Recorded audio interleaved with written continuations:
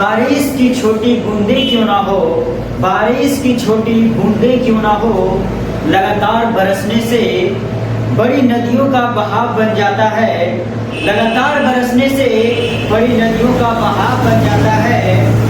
ठीक उसी प्रकार मेरे छोटे छोटे प्रयासों से आपकी जिंदगी में बड़ा बदलाव ला सकता है। वेलकम बैक, मैं हूँ शिवम। आप देख रहे हैं एनसीसी फैन क्लब। दोस्तों, हम लोग कर रहे हैं जेंडर साइंस में फिजिक्स का सीरीज को, और टॉपिक है हमारा गुरुत्वाकर्षण। आज इसका तीसरा लेक्चर है। आज हम लोग देखेंगे भार और द्रव्यमान में क्या अंतर होता है, क्योंकि जब हम लोग गुरुत्वाकर्षण पढ़ते हैं तो दो चीज बहुत तय रूप से उपयोग किया जाता है, एक भार बल और दूसरा द्रव्यमान का। और कंपटीशन एग्जाम में पूछ लिया जाता है भार और द्रव्यमान में क्या अंतर होता है, तो वहां पर बच्चे उसके डेफिनेशन से ऑब्जेक्टिव को सही नहीं कर पाते हैं, जिसके वजह से उनका नंबर कट जाता है। तो आज मैं आपको बताऊंगा द्रव्यमान और भार में क्या अंतर होता है। कभी कभी बच्चे समझ जाते हैं भार और द्रव्यमान दोनों एक ही चीज है, लेकिन ये दोनों अलग अलग चीजें हैं। इसके बाद हम लोग देखेंगे कि गुरुत्वीय त्वरण जी का मान अलग अलग स्थानों पर स्थान परिवर्तन होने से उसके मान में क्या परिवर्तन आता है, क्या वह समान होता है कि असमान होता है। तो इन चीजों को हम लोग आज इस लेक्चर में देखेंगे। तो आप लोग इस लेक्चर को अंत तक देखें, और कैसा लगता है इसको आप कमेंट्स में जरूर करें, ताकि मैं आपके लिए और अच्छे से अच्छे कंटेंट को लेकर आऊं और आप अपने एग्जाम में सफल हो सकें। तो चलिए दोस्तों, शुरू करते हैं आज के इस लेक्चर को। आज हम लोग पहले देख रहे हैं द्रव्यमान। इसी को कभी कभी मात्रा भी कहा जाता है, और द्रव्यमान को इंग्लिश में मास और मात्रा को इंग्लिश में क्वांटिटी कहते हैं।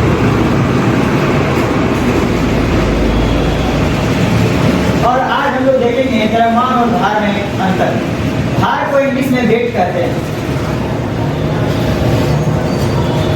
अब समझिए ये दोनों में क्या अंतर है, ठीक है। आपने क्लास 9 में पढ़ा होगा बल बराबर द्रव्यमान गुना त्वरण। द्रव्यमान गुना त्वरण।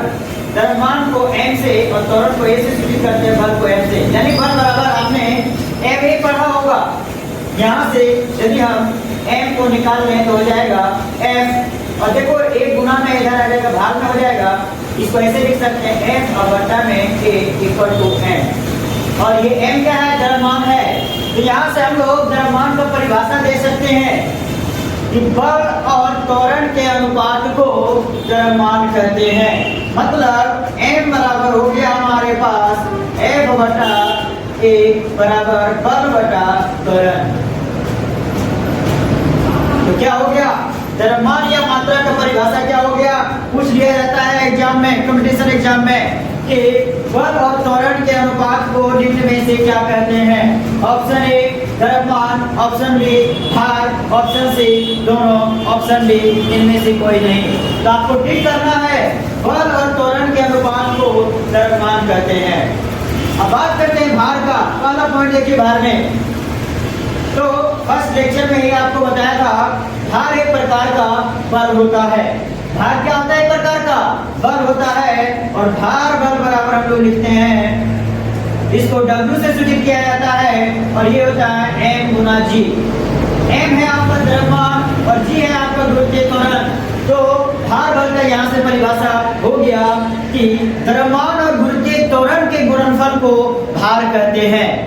क्या कहते हैं, द्रव्यमान और गुरुत्वीय त्वरण के गुणनफल को भार कहते हैं या भार बल कहते हैं, ठीक है। तो आपका कंपटीशन में रहे कि द्रव्यमान और गुरुत्वीय त्वरण के गुणनफल को निम्न में से क्या कहते हैं। ऑप्शन ए द्रव्यमान, ऑप्शन बी भार, ऑप्शन सी दोनों, ऑप्शन डी इनमें से कोई नहीं। तो आपको ठीक करना है, द्रव्यमान और गुरुत्वीय त्वरण के गुणनफल को भार कहते हैं, यानी ऑप्शन बी में आपको टिक कर देना है, ठीक है। वहां पर कंपटीशन एग्जाम में जो भी आपका ऑप्शन में रहेगा उसके अनुसार से टिक करना है। चलिए अब हम दूसरा देखते हैं।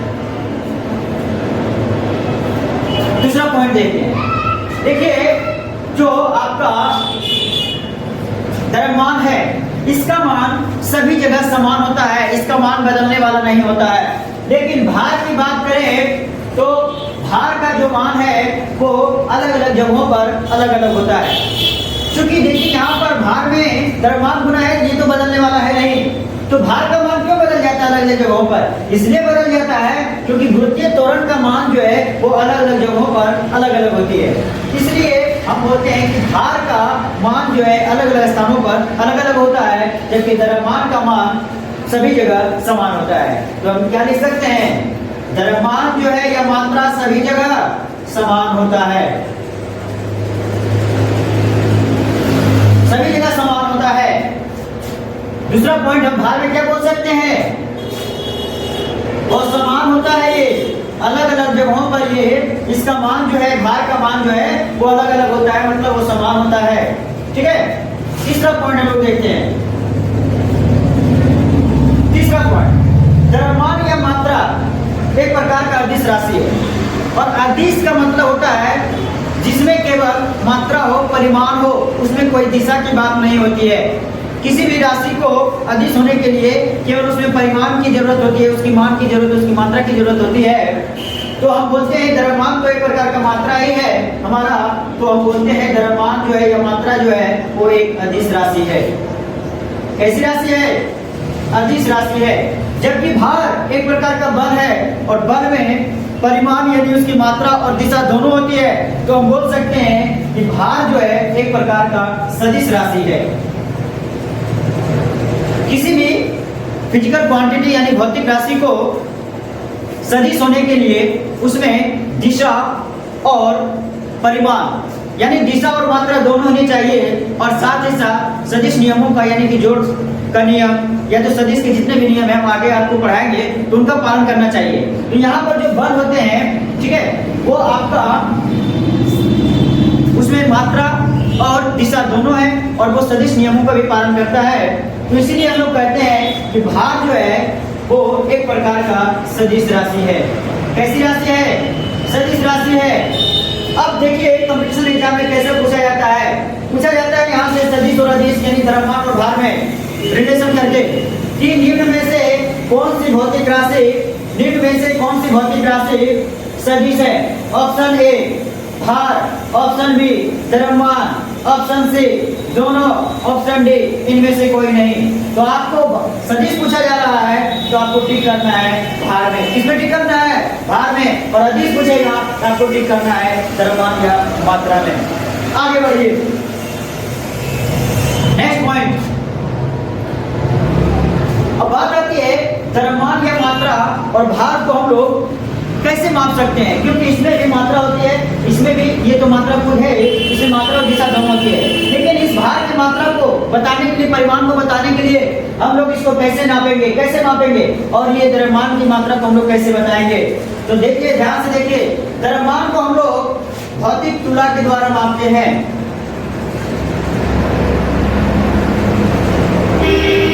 और भार को हम लोग कमानीदार तुला द्वारा मापते हैं।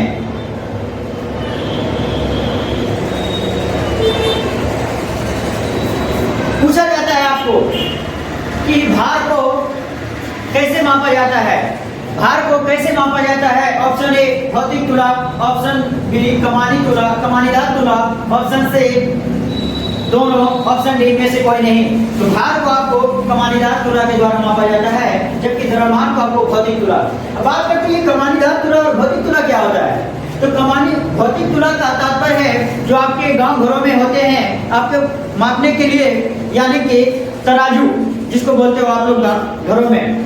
तो जो आपके घरों में होते हैं उसके द्वारा आप जो मेजरमेंट में जो मापते हो, है ना, चावल हो गया, गेहूं हो गया, आटा हो गया, या तो जो भी चीज है आपको मापने के लिए जिस तुला का उपयोग करते हैं आप अपने घरों में, उसको बोला जाता है भौतिक तुला। ठीक है, तो उस भौतिक तुला के द्वारा हम लोग द्रव्यमान या मात्रा को माप सकते हैं। लेकिन भार को नापने के लिए आपको कमानीदार तुला की आवश्यकता होती है। तो समझिए ये कमानीदार तुला क्या होता है? आप सिलेंडर को लेने के गए होंगे, गैस सिलेंडर को आप लाने के लिए गए होंगे गैस गोदाम, तो वहां पर देखते होंगे आप लोग एक ड्रिल मशीन लगी होती है इस प्रकार से, और इसमें स्केलिंग किया हुआ रहता है, और इसमें नॉक लगा हुआ रहता है, इसमें सिलेंडर को फंसा लिया जाता है। तो वहां पर सिलेंडर का द्रव्यमान नहीं बल्कि वहां पर भार मापा जाता है ना? क्या मापा जाता है? भार मापा जाता है यहाँ पर, ठीक है। तो इस प्रकार के तुला को हम लोग क्या बोलते हैं? कमानीदार तुला। इस प्रकार के तुला को क्या बोलते हैं? कमानीदार तुला, और इसके द्वारा हम लोग भार को मापते हैं, ठीक है। चलिए नेक्स्ट पॉइंट हम लोग देखते हैं, बात करते हैं द्रव्यमान का मात्रक क्या होता है, एसआई मात्रक क्या होता है। तो द्रव्यमान का एसआई मात्रक हम लोग बोलेंगे, एसआई मात्रक किलोग्राम होता है, यानी शॉर्ट में इसको केजी लिखते हैं, किलोग्राम होता है। फिफ्थ पॉइंट, भार का अगर एसआई मात्रक पूछे आपसे, तो भार का एसआई मात्रक, भार एक प्रकार का बल है, तो भार का एसआई मात्रक हो गया न्यूटन, इसको शॉर्ट में एन से सूचित करते हैं। तो भार का एसआई मात्रक क्या हो गया? न्यूटन। अब आगे बढ़िए, छठा पॉइंट हम लोग देखते हैं, पूछा जाता है द्रव्यमान का बीमा क्या होता है। तो आपका द्रव्यमान का बीमा कैपिटल एम होता है, द्रव्यमान का बीमा कैपिटल एम होता है। अब बात करते हैं भार का, किसकी बात कर रहे हैं? भार का। तो भार एक प्रकार का बल है, और भार का बीमा, जो बल का बीमा होता है वही भार का भी बीमा होता है। तो हम यहाँ से बोलते हैं जो भार का बीमा है वो आपका MLT-2 होता है। क्या होता है? MLT-2 होता है। देखिए ये कैसे आता है, आप लोग देख सकते हो यहाँ से। देखिए F बराबर क्या है? M है। तो M है आपका द्रव्यमान, द्रव्यमान का बीमा हो गया M। क्या हो गया? M। और त्वरण का बीमा होता है MT-2। तो दोनों को गुना कर दीजिएगा तो हो जाएगा MLT-2। क्या हो जाएगा? MLT-2। तो जो बल का बीमा है वही भार का भी बीमा होता है। तो हम बोल सकते हैं भार का जो बीमा है वो आपका MLT-2 होता है। चलिए नेक्स्ट हम लोग आगे बढ़ते हैं। अब हम लोग देखेंगे कि अलग अलग जगहों पर गुण के त्वरण का मान जो है क्या होता है, क्यों परिवर्तन हो जाता है, और उसके साथ ही साथ भार का मान में भी परिवर्तन हो जाता है। क्योंकि भार बराबर है M गुना G, जब G का मान में परिवर्तन होगा तो भार के मान में भी परिवर्तन हो जाएगा। तो चलिए दोस्तों, आप लोग इस टेबल को गौर से देखें, ध्यान से देखें। बहुत बार कंपटीशन एग्जाम में इस टेबल से इन दोनों के अंतर के बेसिस पे क्वेश्चंस को पूछे जाते हैं ऑब्जेक्टिव के फॉर्मेट में। तो आप लोग इस टेबल को ध्यान से देखें और रिवीजन करें, बार बार देखें ताकि आपका प्रश्न गलत ना हो पाए। अब हम लोग देखेंगे गुरुत्व त्वरण G और भार के मान में परिवर्तन अलग अलग जगहों पर, ठीक है। तब समझते हैं यहाँ से गुरुत्व त्वरण G और भार यानी वेट यानी W के मान में परिवर्तन। तो समझते हैं पहले कि इनका मान जो है किन किन कारणों से परिवर्तन होता है। तो समझिए, पृथ्वी के सतह से ऊपर जाएंगे यानी ऊंचाई पर जाएंगे, पृथ्वी के सतह से गहराई में जाएंगे, पृथ्वी के केंद्र में जाएंगे, पृथ्वी के ध्रुव पर जाएंगे, पृथ्वी के भूमध्य रेखा पर जाएंगे। तो इन सभी जगहों पर, इन सभी जगहों के कारण, इन सभी कारकों के कारण जो है आपका गुरुत्वीय त्वरण G और भार W के मान में परिवर्तन होता है। अब हम लोग एक एक जगहों पर देखेंगे कि कहाँ पर गुरुत्वीय त्वरण G का मान अधिकतम होता है, न्यूनतम होता है, कहाँ 0 होता है, और किस प्रकार से आपका भार का मान उसके साथ में परिवर्तित होता रहता है। तो चलिए देखते हैं। मान लीजिए ये हमारा पृथ्वी है और ये हमारा 0 डिग्री का लाइन है जिसको कि हम लोग भूमध्य रेखा भी बोलते हैं, भूमध्य रेखा, और इसको उत्तरी ध्रुव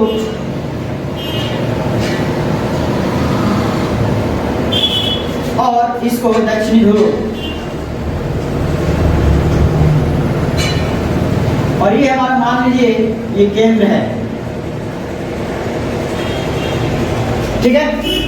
चलिए अब हम लोग समझते हैं यहां से।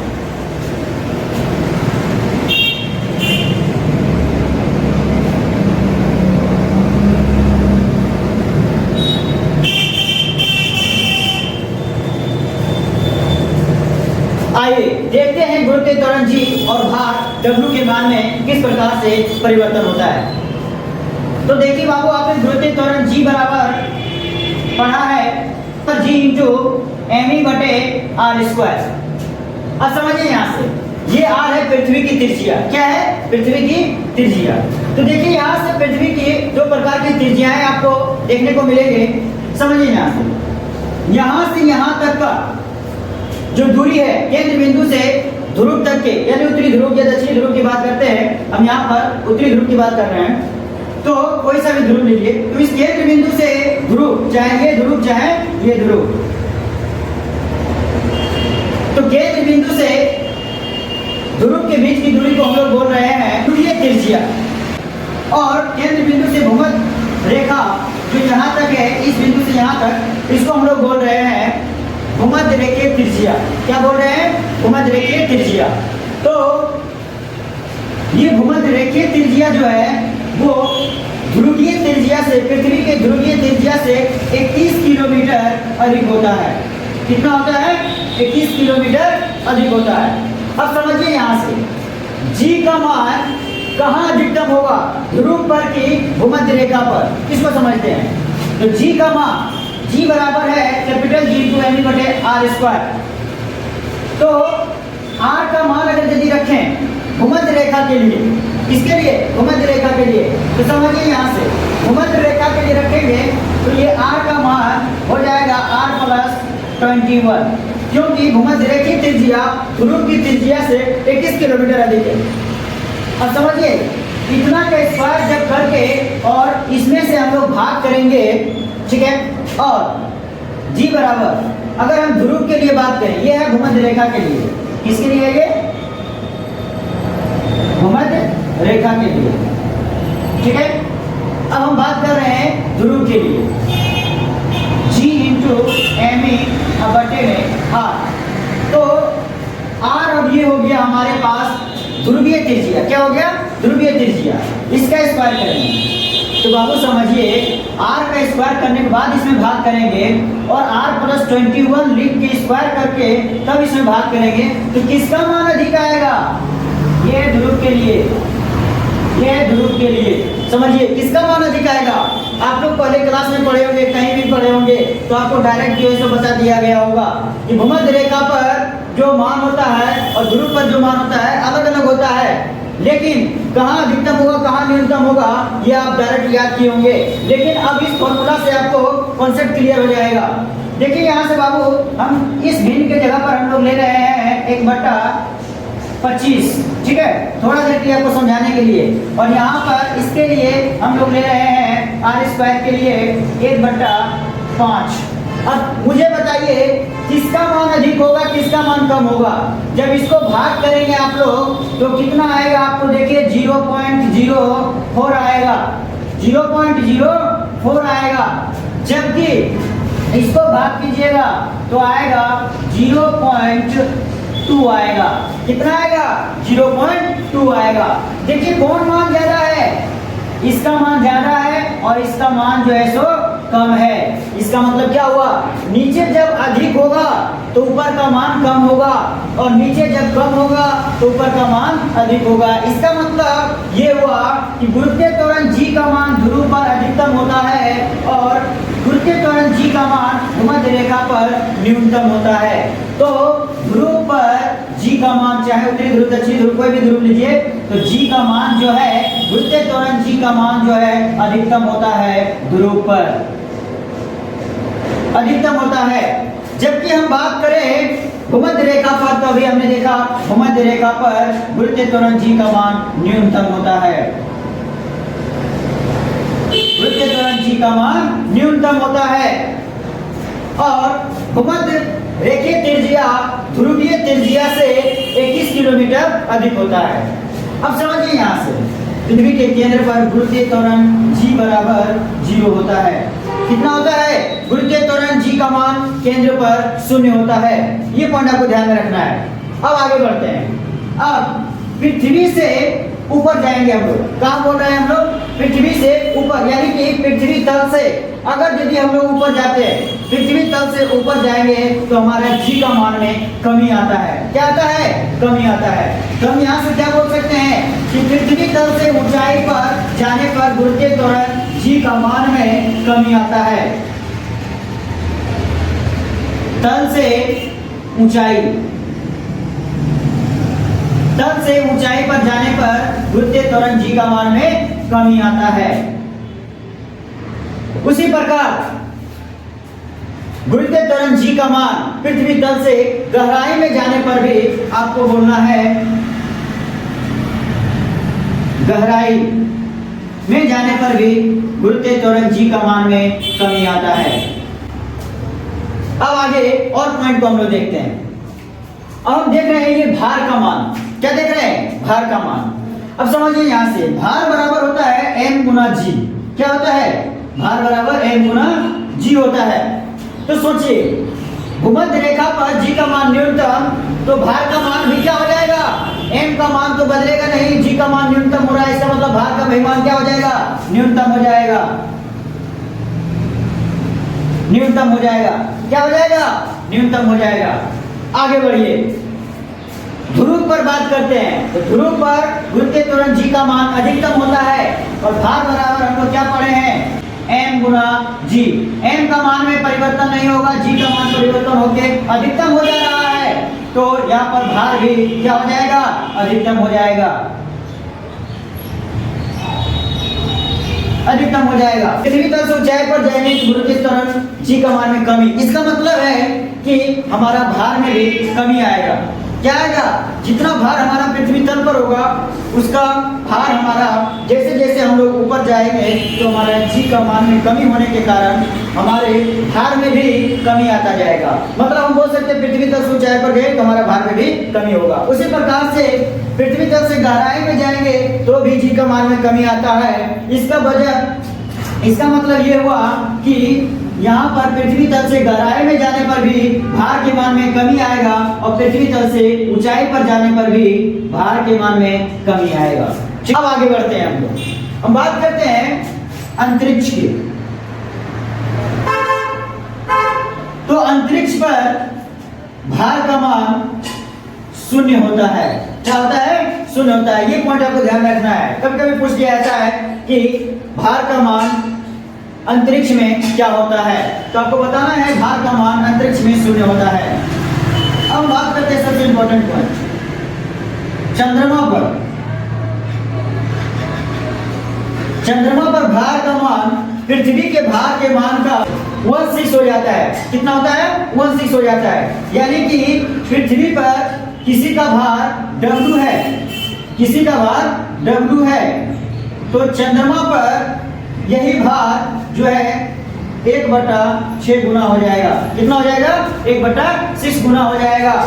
ठीक है, तो ये पॉइंट आपको ध्यान में रखना है कि पृथ्वी पर किसी का भार W है तो चंद्रमा पर उसका भार 1/6 गुना हो जाएगा।